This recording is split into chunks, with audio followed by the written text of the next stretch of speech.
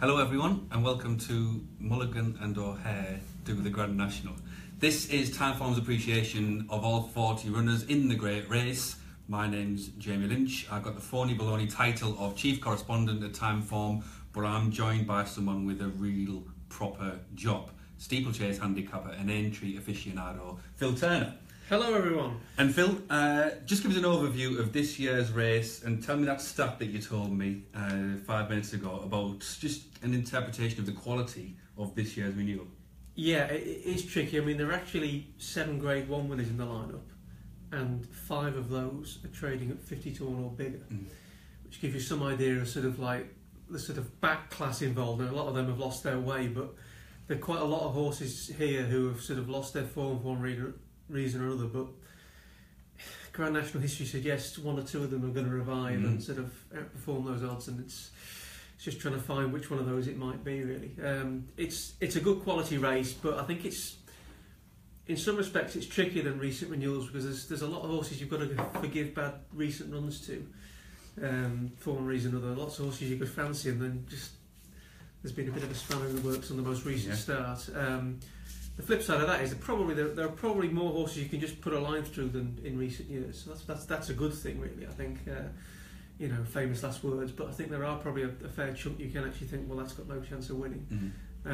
But we'll just see. I mean, the big thing is how testing the ground are going to be. We're talking here on Thursday lunchtime, and if we have dry days there, it might not be too bad. But if it is a real slog fest, and if there's rain on the day like there was 2 years ago, if it had gone off at normal time, the year Rule the World one, I think you'd have got a very different result to the one you actually got now at the 5:15 time. It ended up becoming a real stamina test. If there's a rain on the day, then that could influence things as well. But no, it's a good renewal. And we're going to try and clarify and quantify the chances of each horse with props via our stars. Each horse will have a star rating, 1 to 5, 1 meaning very unlikely, 5 meaning strong chance. And we're going to do it alternately, all of the 40 runners combined. Any up-to-date news, as Phil was saying, about any last-minute changes or the weather, don't forget that Timeform's microsite is up and running. I'll have all that information on. That is www.timeform.com/Grand National, something like that. Timeform Grand National will get you there. So here we go. We're going to start off alternate runners. I will kick us off, Phil, with number 1, which is Manila Rocco. The reason he's number 1 is because he's top weight and he's got a lot of back class. This is a horse who you mentioned the quality of the race and Grade 1 winners. This horse very nearly won the Grade 1, was second in the Gold Cup last year. But since then, things haven't really gone to plan. And the crucial thing is, I suppose the 2 elements regarding the Grand National are class and jumping. Well, he ticks the class box, but in terms of jumping, this is a horse who's fallen or unseated in 3 of his last 7 starts. Obviously a worry. Another worry has to be the stable form. 2 winners out of the last 80 for John Joe O'Neill. So all things considered, despite that back class, Manila Rocco, 4 Timeform, will only be a 3-star player in the Grand National. And we move on to number 2, which is Black Lion. Touch wood, there should be no such issues on the jumping stakes with him. He looked a natural on both tries over the national fences, went 4th in last year's renewal, and then he came back and was a pretty impressive winner of the Beach Chase back in the autumn. So understandably he's one of the favourites. I can see why he's on many people's shortlist. The only sort of nagging doubt I've got is that last year's national, I think people have been too quick to sort of jump to the fact that they just pressed on too soon with him. That's the reason he sort of faded in the straights. Although he's a reliable horse, that's not the first time he's done that in a big race. In last season's Hennessy, he was sort of banged there and just didn't quite go through with it. Same in the Roland Merrick at Weatherby, and there was a bit of that on his last run at Haydock in the Grand National trial. Now, the conditions there were bottomless. You'd forgive any horse for getting tired in those, but it's just that nagging doubt. And although he's quite rightly got a 4-star, of the favourites, I think I'd be giving him a swerve for that sort of nagging doubt of him not seeing out in the straight. And it is odd, and it's to do with the entry factor and the way these horses are handicapped, to see a horse like Black Lion having to give weight to a horse like number 3 on our list, which is Annabelle Fly, a horse who was 3rd in the Gold Cup. Now, seeing is believing as far as the Gold Cup 3rd is concerned. He never engaged the first 2. Something had to finish 3rd. And whether or not you think he was slightly flattered, the bottom line is his stamina got him into third that day, and his stamina is going to be really tested here. When you think about horses who are ahead of the game in handicapping terms, Annabelle Fly is ahead of the game by as much as £6. That's what the handicapper will give him extra if he could reassess them based on the most recent performances. So the plus sides for Annabelle Fly are clear in terms of how good his last run was, what it promised in terms of his stamina, but there are few doubts with him naturally. He is going into the unknown, and we have been here before a bit with Annabelle Fly in that he's had a certain amount of momentum at certain times which he hasn't pushed through. So Annabelle Fly, you have to give him 5 stars based on the profile, based on that compelling handicap claims, but in terms of other 5-star horses out there, he wouldn't be amongst the top of those for me. And we move on to number 4, which is The Last Samurai. And as Jamie's just been saying, a bit like Black Line, he's having to sort of mix it with Gold Cup horses here, so he's kind of got plenty of weight. Having said that, of the sort of Aintree regulars, he probably would be the one I'd be siding with.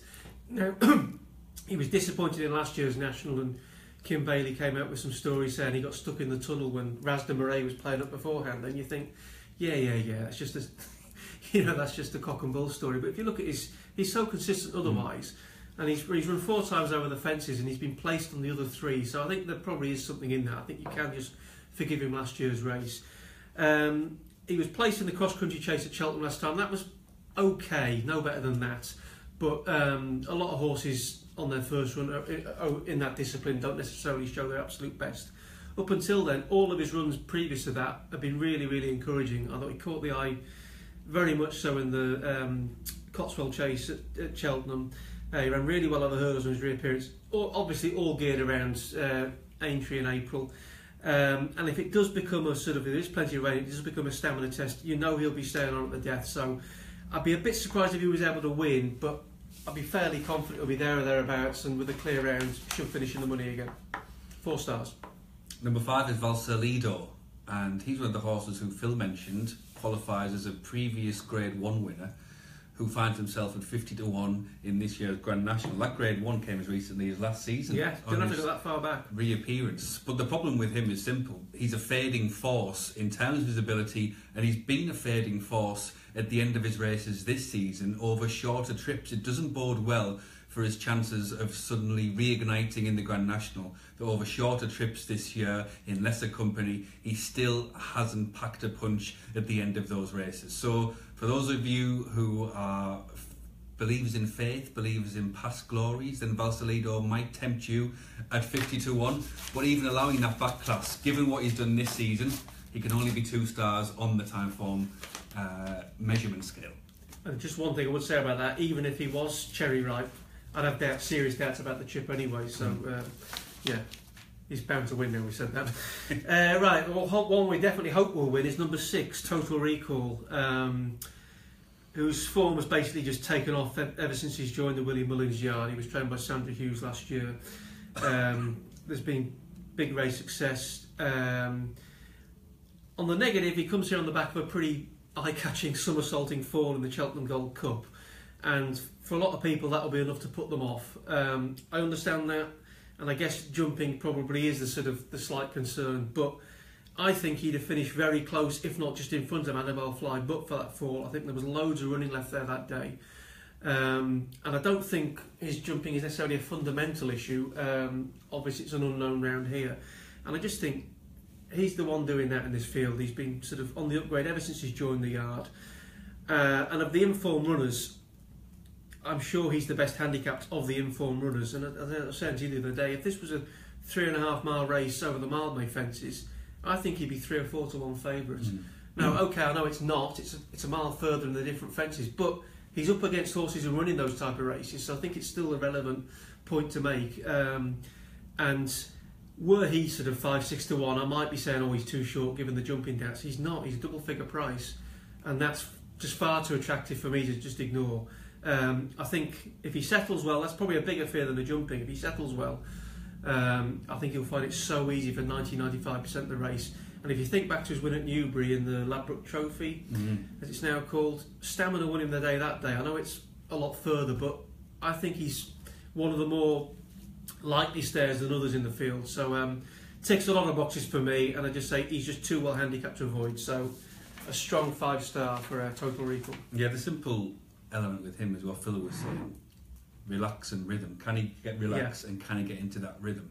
Because he has been gassy in certain races, and that is obviously going to be magnified by the nature of this race. But if he relaxes, if he gets into a rhythm, there's no horse in here better handicapped than him, and there's no horse in here with the sort of profile that he brings. So that's the reason why Total Recall is a 5 stars. Alpha des Obeaux is next. Number 6? Number 7. Number 7, we've gone through 6 already. Yeah. And actually, jumping off Total Recall, go back to the Munster National, which is where all this started. For Total Recall, this magical makeover began. The second horse that day was Alpha des Obeaux. Now, Alpha des Obeaux had to concede him £16 that day, over a stone in the handicap. And when you see what Total Recall's done since then, he literally had no chance. It was an unfair fight to get to grips with him. On the plus side, that form is in the book. We haven't seen it that often from Alpha des Obeaux. There's a certain fragility with him. He can break blood vessels, but that is standing out on his dance card in terms of one piece of form we can point to that says he should be a much shorter price than he currently is. So Alpha des Obeaux, he's an 8-year-old. He seems to have been around for a lot longer than that, and he has got a lot of miles on the clock. But there are certain elements within him, including the stamina he's shown on certain occasions, to think that he is a lively outsider for this. And Alpha des Obeaux is going to have 3 stars. He's in the middle, but there are 3 stars. Thanks, Phil. He's in the middle, but there are positives and negatives with him. At the prices, the positives do appeal and are tempting for those purposes. Number 8 is Perfect Candidate. Very likeable horse down the years, but he was pulled up in last year's National.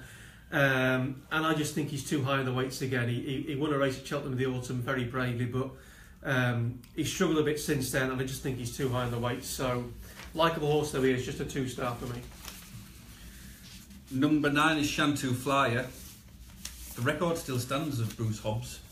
1918. He's the youngest ever jockey to win the race. No, not 1918, it was the mid-30s. 1930s, mid-30s to win the race on Battleship. That record still stands, but if James Bourne can complete National Glory, he will take that record off Bruce Hobbs. And Shampoo Flyer, he's got this seconditis, but it's actually healthy as far as he's concerned, in the strength of those efforts, the way that he seems to be changing character and changing nature as a racehorse gives him added impetus for staying this extremely long distance. He had a go at the National last year, wasn't his fault that he failed to complete.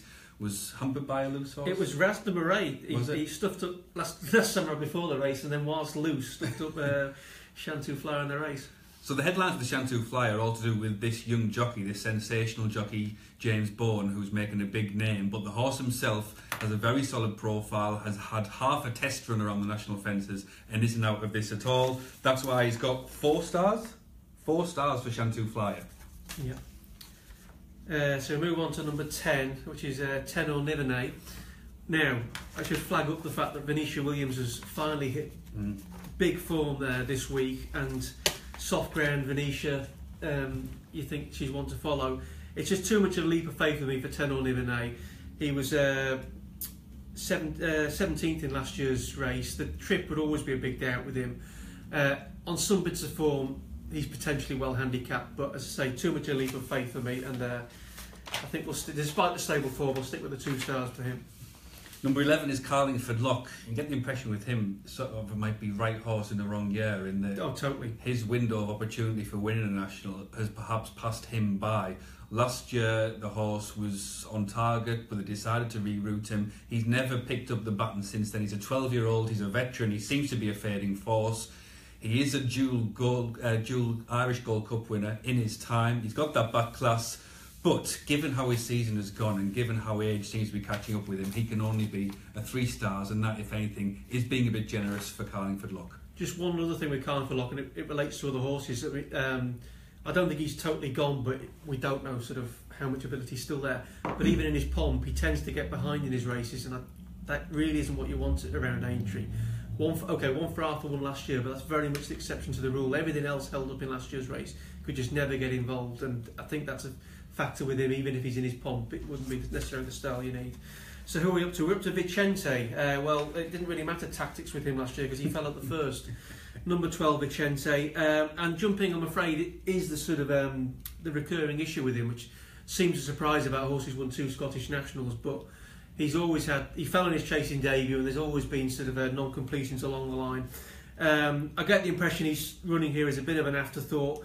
Although he has got some form in the mud, I still think he sort of prefers it better ground than that. So if there is rain for him, that would be a negative. So although from a stamina, and he's not handicapped out of things, 3 stars, as I say, jumping's the big issue for him.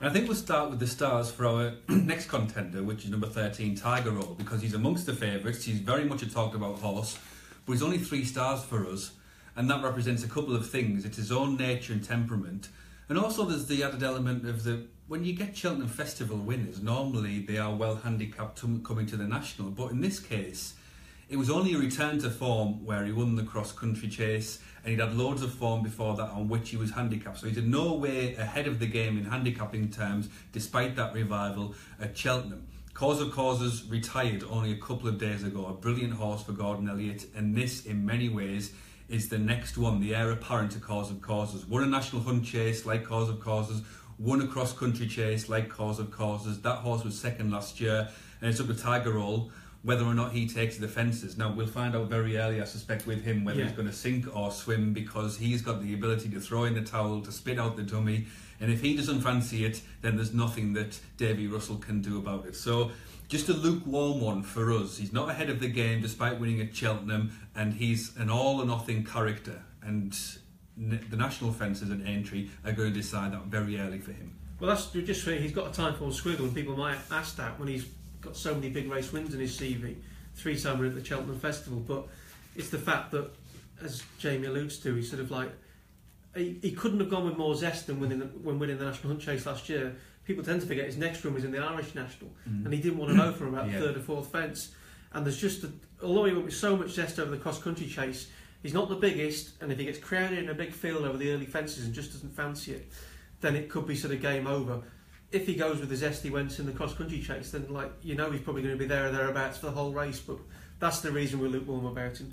So next on we're on to, another horse who's very, very in and out is number 14, Regal Encore.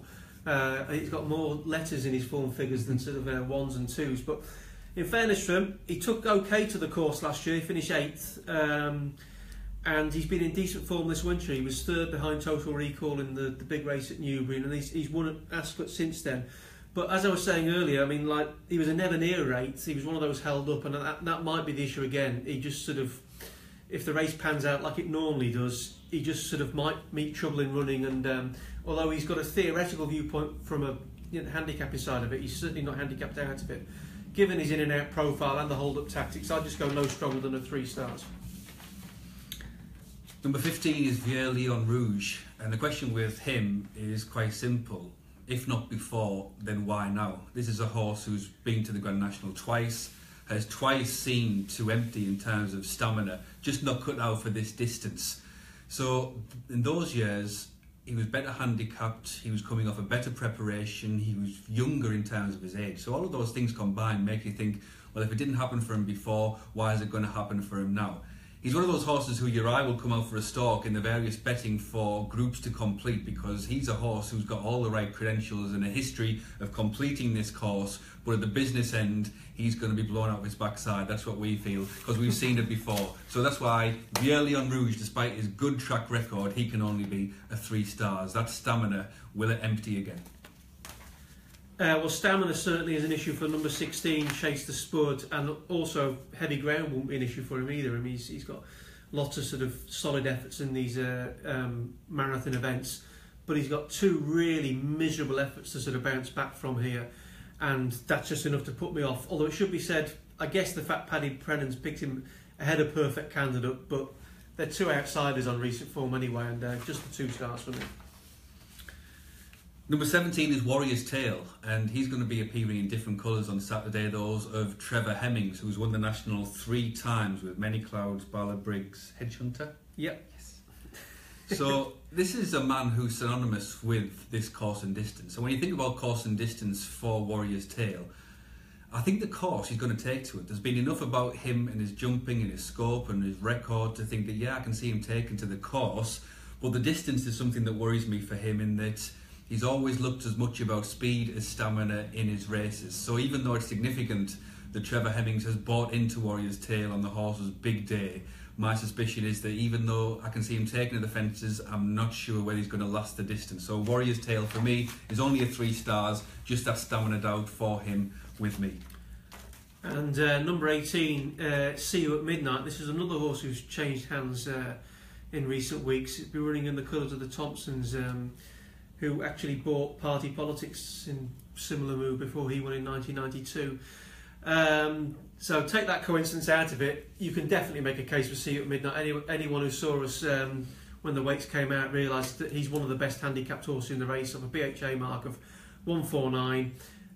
He's also got a style of racing which should suit to it, and Brian Hughes is a big tick for me as well. It's just, if you got the 33 to 1 when the weights were out, I think that was a good price. His comeback run at Newbury, it was over an inadequate trip, but it's sort of it's kind of wishy-washy really, whether clearly he retains ability and zest, but just how much of it you can't really decide. And as I say, I think there's an element that price has gone. So if you backed him if he was 33 to 1 now, I'd be saying yes, go for it, but he's sort of half those odds now, and I think given the sort of doubts, I probably would sort of probably avoid him at those prices. But clearly the case is there from a handicapping viewpoint. He is one of the best handicapped horses in the field. 4 stars. Not much miles on the clock for See You at Midnight. The opposite is the next one we're talking about, number 19, Gust Line Boy, because he's a 12-year-old, but age is just a number for Gust Line Boy. He's never been better this season as a 12-year-old. He was 5th in the National last year. He showed his versatility by winning over 21 furlongs in the Grand Sefton, again over the national fences earlier this season. So he's a horse who is belying his age. He's a horse who's got a track record, and even though he's out of control in terms of he can't control how well handicapped other horses are in and around him, what he can control is his completion of the course. And even though he's got 16 ahead of him in the marker, Gust Line Boy, but I very much doubt that 16 will finish ahead of him in the race. So he's a veteran, that's why he's only 3 stars, but he's got a track record, including when he was 5th in this race last year.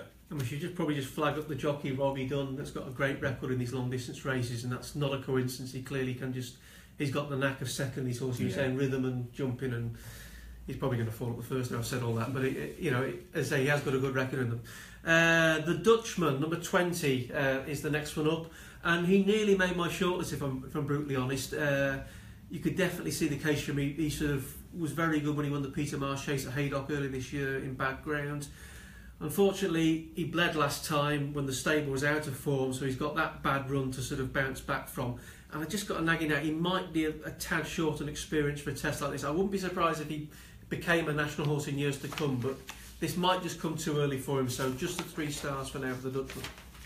The Dutchman is a low mileage horse with a top yard, and so is the next one on our list, number 21, Pleasant Company. Now the profile is really good in terms of representing Willie Mullins, being low mileage. He had a look at this track last year when he was 9th, but therein lies the devil is in the detail, and he didn't seem to stay the distance when he was 9th last year. And then even more worrying is his 2 runs this season in which he hasn't fired a shot in anger at all. So the well-being question mark is as big as the stamina question mark which lingered from last year. So for that reason, Pleasant Company can only be a 2 stars with us. He's got big doubts about him despite who he represents. On to another top yard, number 22, Uccello Conte, which is Gordon Elliott, and he's actually the Gordon Elliott horse I fancy the most. I fancy him far more than Tiger Roll. He's had a few goes over these fences. He was 6th in 2016, and there's a chance he didn't quite last at home that day, but at the same time he was a bit out of his ground just as sort of the race was taking shape, so I think he could have finished slightly closer. He was 4th in the Beecher later that year, and then he was going very well when he unseated at second Beechers in last year's race. Now clearly that's not necessarily a positive, but it was kind of an iffy unseat. I don't think he'd have unseated at any other fence on the course, if that makes sense. He was just hampered going into the obstacle. Look, he doesn't win very often, but he's got bags and bags of form in these really valuable big field handicaps over in Ireland.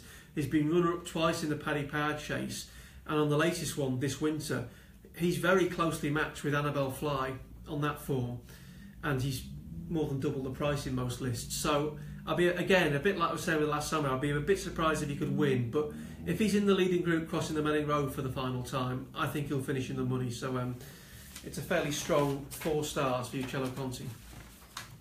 Well, Uccello Conti's had a couple of goes at the Grand National out of luck, but Saint R, who numbers 23 on the race card, he's got a record to be proud of around here, including being placed in 2 Grand Nationals. So he's got all the back catalogue that you would want and look for in a national runner. The problem with him is pretty simple, and the age has seemed to caught up.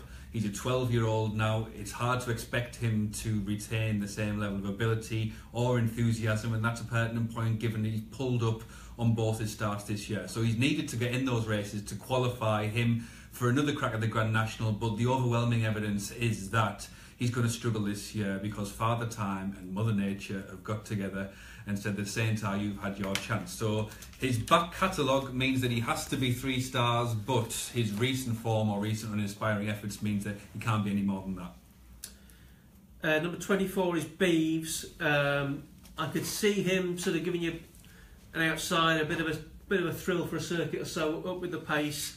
But I can't see him hanging around at the business end of it. I think he's too high in the weights. And rather like when his previous drive of these fences, he finished 8th in the 2016 Beecher, having made a lot of the early running. I just think this will be too tough for him. So just 2 stars for Beeves. Number 25 is Ras de Marie. He's an absolute national veteran, not in terms of this race, but in terms of Cork Nationals, Leinster Nationals, Welsh Nationals, Scottish Nationals. Any more? Oh, there'll be some more. Irish Nationals. He's had 7 different nationals he's contested. He won a Welsh National this year, of course. But the problem with him is that he's been to this course once before at Aintree, didn't really take to it then. That's the question mark with him now. Phil mentioned the early start at the top, about 13-year-olds, and how difficult it is for them. So he's up against it, Ras de Marie. He's had his day in the sun in the Welsh National. It would be likely of him to try and take one of those 30 fences he's got to jump home with him, because he's still got that flaw in his makeup in terms of jumping. So the fact he's a national veteran means that he's 3 stars, but beyond that it's hard to give him much chance. Well, I would say if there was significant late rain, yeah, I guess it might creep him up to a sort of a 3.5, but I basically agree with that. I think he'll get too far behind. So who are we next on to? Well, you were about all the nationals. Number 26, I Just Know, was a wide margin winner of the North Yorkshire National at Catterick, but I think this is a very different ball game here, and I just think he'll find it too competitive. Look, Danny Cook's a jockey I've got a lot of time for, and I think I could see him doing really well over these fences. I mean, those Sue Smith horses by and large stay really well, but too competitive for me, and I think he's just flying a bit too high. So I Just Know is just 3 stars. Number 27 is Virgilio. And do you remember when Tottenham moved to Wembley at the start of the season? It took some adjustment time. I'll go with this, go on. Stay with me on this, and we'll keep going until it gets up and walks. But it was a home fixture which wasn't really a home fixture.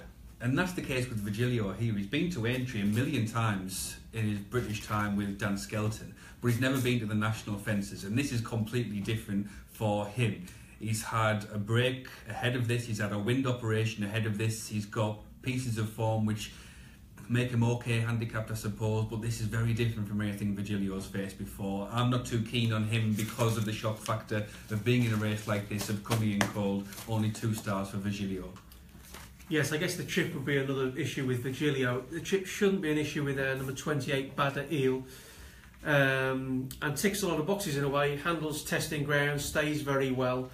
And although they'll probably bandy about the stat that no mare's won it since 1951 with Nickel Coin, not many mares running the race, so it's not really sort of that helpful a stat, and there were plenty of them placed in the made the frame in the early 90s, so that certainly won't put me off that stat. What will put me off is that I think the price has gone to an extent. It's been gambled on. It's like, from a handicapping viewpoint, it's only got an average chance, even though its 3rd last time was behind a couple of horses who franked the form in the Irish National subsequently. But as I say, it's any sort of value there was is gone, and as a result, we'll sit plainly on the fence and go for 3 stars for Bada Eel.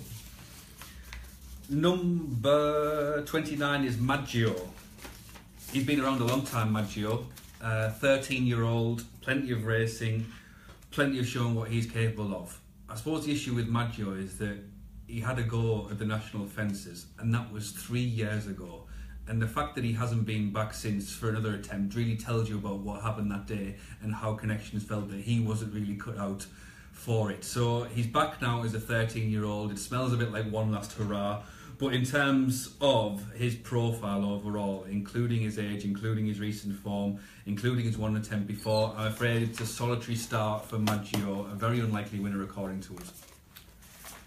Number 30 is Pendra. And yeah, I think this is one we probably can put a line through. Look, he's a prominent racer who jumps well, many of the attributes you normally have for Aintree, but he didn't stay when he was 13th in 2016. And I think he's finished distressed that day as well. He's been very lightly raced since. I can't see that he's going to improve significantly on that, so just the 2 stars for me.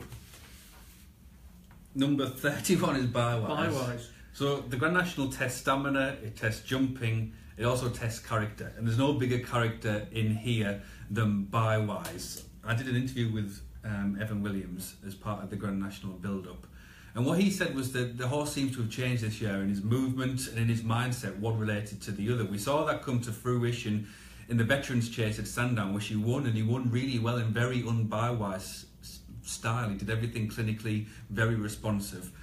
And what's significant is that, never mind what me or Phil have got to say about these, the late Naspel rode him that day, and he said to Evan Williams, put him in the Grand National and I'll ride him. And that's a guy who's ridden 2 recent Grand National winners. So it's about teaching old dogs new tricks here with Bywise. Maybe he has learned his lessons, and maybe if he's in touch, you can see an element of him passing horses late in the day. So he's not out of this Bywise at all, despite his reputation preceding him. 3 stars for Bywise, just in case he is a reformed character. Number 32 is a children's list, and I'm sure people will see it's Willie Mullins, Rich Ritchie. Blimey, look at the price of children's list. And also, if you go in the back for me, he did beat Elkwolf as a novice last season, but he looked a non-stayer for my money in his most recent start, and that was over about a mile and a half less than he's going to run on Saturday. So for me, that's enough to sort of put a swerve the children's list. Just 2 stars for me.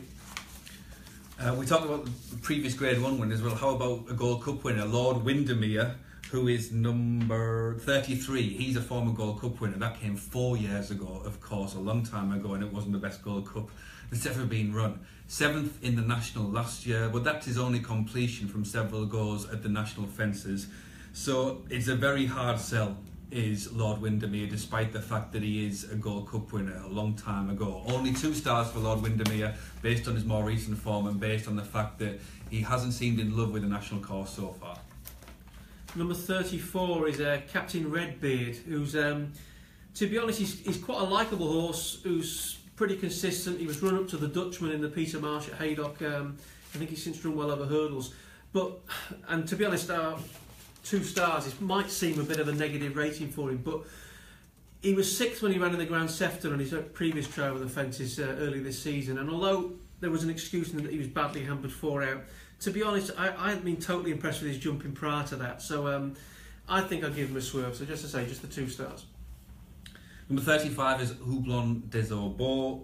So this horse was 10th in 2017. He's lowering the handicap now. He's probably going to have softer ground on Saturday, both of which are potential plus points for him. But again, it's just a simple case of, I think his best days are behind him, Houblon des Orbeaux. And even though Venetia Williams, as we talked about in relation to Tenor Nivernais is back in form, you're still joining dots for Houblon des Orbeaux. So, only 2 stars for Houblon des Orbeaux. We don't see him making any more impact than he managed last year. Number 36 is Bless the Wings, another Gordon Elliott horse. And I guess you could make a case for him on a fair few bits of form from the past. Having said that, although it seems a strange thing for me to be saying this for a horse who's been runner-up twice in the Irish National, I don't think he'll stay the Aintree trip. And there's also the chance that he's 13 now and he's just not the force of old. So just the 2 stars for me, even though he's got plenty of, say, form, which you might sort of give him a chance in this. Number 37 is Milan's Bar, and one of the more interesting horses, and one of the horses who generated a lot of headlines in the run-up. That's by and large because he's being ridden by Bryony Frost, who's been like a breath of fresh air this season. She has made a difference on certain horses, and as our research and development team have done some data on that and found that her falls to runs ratio is much less than other jockeys. Now obviously that is because she's very recently on the scene, but horses do seem to run and jump for her, and Milan's Bar was very much a recipient of that when he won around Warwick. The pair of them got into a great rhythm, and that was an extreme test as well, wasn't it? Yeah. That was a marathon essentially for him. So Milan's Bar is really good at running marathons. He's proven that time and again recently. He's got the really good Bryony Frost on board, and he seems to have turned over a new leaf in terms of his character a bit more recently. A bit of an issue with him is that will he be able to get into that rhythm that he has recently when he's surrounded by 39 horses who all want to be pushing to the front, because there's still an element of a flaw in his makeup, which means that he could just drop the lot. But Milan's Bar is a bit more interesting than most towards this section of the weights, and that's why he's 3 stars with us: Milan's Bar and Bryony Frost. Number 38 is Final Nudge. He was third in the Welsh National at Chepstow, showing plenty of stamina that day, and that was a gruelling test behind Rasta Marie. And I guess if he'd come here on the back of that, you probably would be a bit more encouraging about him. But he's been a bit disappointing on both starts since. I think he lost a shoe at Cheltenham last time, so there's a mini excuse. But as I say, just not enough for me. I think there's a chance he's just in the handicapper's grip, so 3 stars. Number 39 is Double Ross. Double Ross has been here before. He was pulled up in 2016. He ran pretty well at Cheltenham last time when he was 4th, but he's never really looked designed for the Grand National, and that's partly because he's never really looked an out-and-out steer. This is a horse who was every bit as effective at 2.5 mile as 3+, even in his pomp, and he's not quite at his pomp now. So it's a case of history repeating itself for Double Ross. Never really looked cut out for this specific and unique test. That's why Double Ross is only 2 stars with us. And then number 40 is Road to Riches, who was third in the 2015 Gold Cup, and he was one of those Grade 1 winners we were alluding to earlier. But sadly, poor old Road to Riches, of all those Grade 1 horses, I think this is the first one we're putting a line through, because he just seems to completely gone. I think he's had physical issues and training problems, and I get the impression he's running here because they're just running out of options and they're just trying to sort of spark a revival. On all recent evidence, it's just a 1 star for poor old Road to Riches. So that's all 40 runners. Just in case there are any late changes, just give us a quick overview about the reserves who are in there. Yeah, the reserves, there are 2 Sue Smith horses, Delusions of Grandeur and Vintage Clouds. Vintage Clouds would be the more interesting, but sadly he's the least likely to get in. He's not the greatest jumper, but he stays all day, and you could definitely see him creeping into the money. And I guess Thunder and Roses would be the other one of Maris Morris, Gigginstown horse. He unseated in last year's national, but was really unlucky. He was basically brought down by a loose horse, but he's got loads of non-completions on his recent record, and that clearly would be a concern. But he's got it in his CV somewhere that he might still be able to run a big race in something like the national. But they'd be the ones I'd mention. I think Walk in the Mill, he won't get a run, and he probably will be able to stamina it out. He's the other one. So that's all 40 runners, including a word on the reserves. Let's conclude now with what we think is the most likely winner of the Grand National. Obviously ridiculous in itself to say with 40 runners, 10-2 on the field more or less. But the one thing that the Timeform data tells us is the total recall is a bit unusual. He stands out in the field, he stands out in terms of profile. And do you think he's essentially the one to beat? I think so. I mean, look, it's, of course, there's risk attached with any horse you back in the national, but I do think he's a really good price. As I say, it's what I mean. Even sort of like if Ruby Walsh had been riding him, I think he'd be sort of much shorter. Paul Townend's a perfectly good jockey, but he hasn't got the sort of public attachment to him which should latch onto it. I think he should be clear favourite on form. And if you take the view that the Grand National, because of the modified fence, is increasingly just a good, valuable handicap chase, perhaps you should assess it like that. And he's clearly the best handicap of the informed runners, and he's a double-figure price. So yeah, I'll be probably watching behind the sofas at every fence, but provided he settles and takes to it, I think he's. I can't see him being out the money if he jumps around without incident. And in terms of others on the short list for each way bet or for a supplementary bet, you and I are both in the Uccello Conti camp. This is a horse who hasn't had much luck in previous 2 Grand Nationals, done really well under the circumstances, and certainly hinted that there is a Grand National horse in there. And I've sort of come around to this sad realisation that Gordon Elliott might know a bit more than me about racing. So if he's happy and willing to target this horse at the Grand National again, then I'm happy and willing to weigh in with him. So Uccello Conti, no, definitely an outsider for me, as you and you. Yeah, they were both of those will be firmly on my shortlist. And then just to throw a few other names, depending on sort of how the ground pans out, but I definitely would have Last Samurai if it turned out to be testing. And of those sort of ones with back class who might revive, I think Jamie gave a good mention to it. Alpha Des Obo, I could see. Mouse Morris's horses tend to be a bit more in and out than some of those other Irish yards, but they tend to always really come into their own at these big spring festivals. And although he has been a bit disappointing on occasion this season, there's still been enough good recent runs to sort of give you encouragement that he might sort of go well if he takes the fences. And Rachel Blackmore rides him, and Gigginstown like using her. She tends to sort of get a good tune out of the horses, and I think that's a positive booking. And as I say, he's at a price you can just chuck a few quid at and hope for the best, and I think he'll run well at a big price. So that's our sort of shortlist as far as the Grand National is concerned here at Timeform. On top we've got Total Recall. Kind of related to him, we've got Alpha Des Obo as an interesting outsider given the strength of that Monster National form. Then we've got the horse who's been there, done that, got several t-shirts in The Last Samurai, who's a regular, and a Cello Conti, who might well be a regular of the future. He just hasn't had much luck so far. So that's the full Timeform view for the Grand National. Any more information, don't forget to check out the timeform.com microsite. Timeform and Grand National will get you there. Thanks very much. Good luck to whatever you back.